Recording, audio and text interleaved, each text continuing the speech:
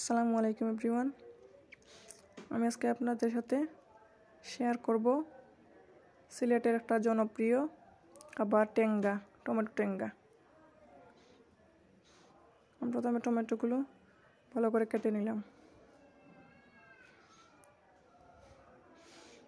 কাটার পরে টমেটোতে যে মাছগুলো দিব সেগুলো কেটে ধুয়ে সব ধরনের মশলা দিয়ে ভাজার জন্য প্রস্তুত করে নিলাম।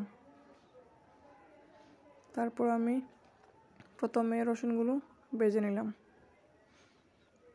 রসুন ভাজা হওয়ার পর দিয়ে দিলাম পেঁয়াজ।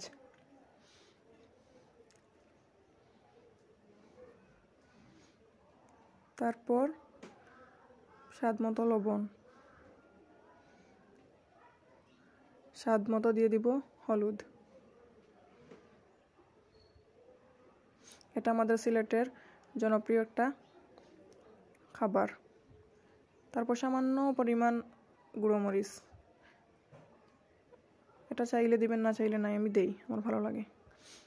একটু টেঙ্গা হওয়ার জন্য দিয়ে দিলাম শুকনা বড়ই।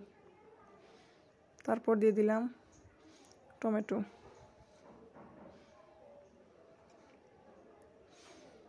তারপর কষানোর জন্য আমি ঢেকে দিলাম। চুলায় আমি মাছগুলো ভেজে নিব। তারপরে টমেটোগুলো দেখব কষানো হয়েছে কিনা।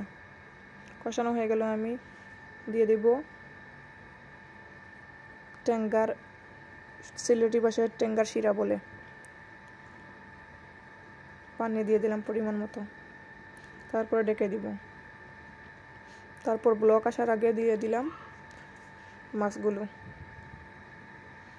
মাছ দেওয়ার পর 5 থেকে 10 মিনিট রান্না করে নিব।